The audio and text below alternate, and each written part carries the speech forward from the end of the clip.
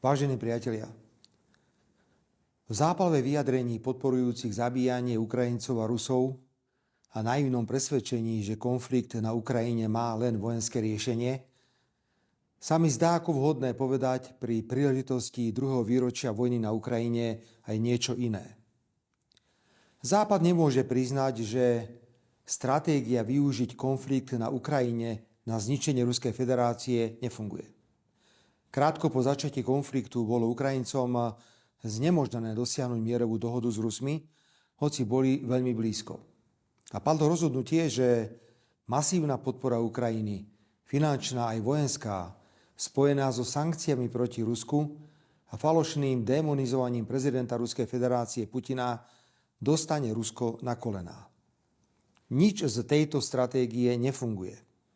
Rusko nie je ani politicky, ani ekonomicky na kolenách.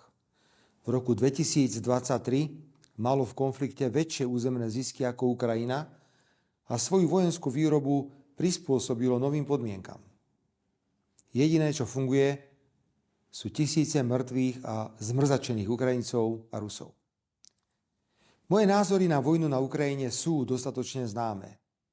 Vrátane jej vyhodnotenia ako porušenia medzinárodného práva. Táto vojna začala už v roku 2014 vyčíňaním ukrajinských neonacistov. Má svoju podstatu aj v zavádzaní Ruska, že NATO sa nebude ďalej rozširovať na východ. A dnes sa už zachádza tak ďaleko, že členským štátom NATO by sa mala stať samotná Ukrajina, čo ja osobne považujem za dobrý základ akurát tak pre začatie 3. svetovej vojny. Ukrajina, Rusko, Európa potrebujú mier. Ukrajina aj Rusko potrebujú bezpečnostné záruky garantované najsilnejšími medzinárodnými hráčmi. Neprijímam argument, že vzájomné zabíjanie Ukrajincov a Rusov musí pokračovať, aby Ukrajina dohodla spravodlivejší mier.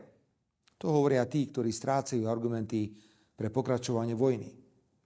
Je prám zarážajúce, že neexistuje žiadny reálny mierový plán. Že Európska únia nevyužíva svoju plnú váhu na presadenie okamžitého prímeria. Že jediným plánom únie je ďalej podporovať vzájomné zabíjanie Slovanov. Kde budeme o rok? No tam, kde sme teraz. Len s plnšími ukrajinskými a ruskými cintorínmi a novými verziami tupých prejavov, ako Ukrajina bojuje za slobodu a nezávislosť Slovenska. Pri príležitosti druhého výročia vojny na Ukrajine mám viac obáv ako na jej začiatku. Aká bude reakcia Západu na neúspešnú stratégiu vojny na Ukrajine až do posledného ukrajinského vojaka? Počúvam všeličo a moje obavy narastajú, do čoho sme a budeme tlačení.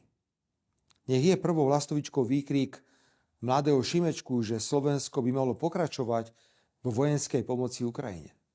Pán Šimečka, čo ste okrem zašľapnutého slimáka väčšiu tragédiu v živote nevidel, na akom školení ste boli? Aké pokyny ste dostali? Koho rozumí, to šírite? Slovenské určite nie. Je mi veľmi ľúto obeti vojny na Ukrajine, podporovanej Západom, a to na obidvoch stranách. Ako susedia Ukrajiny chceme opäť v nevojenskej oblasti prejaviť solidaritu, tak, ako sme to už veľakrát prejavili.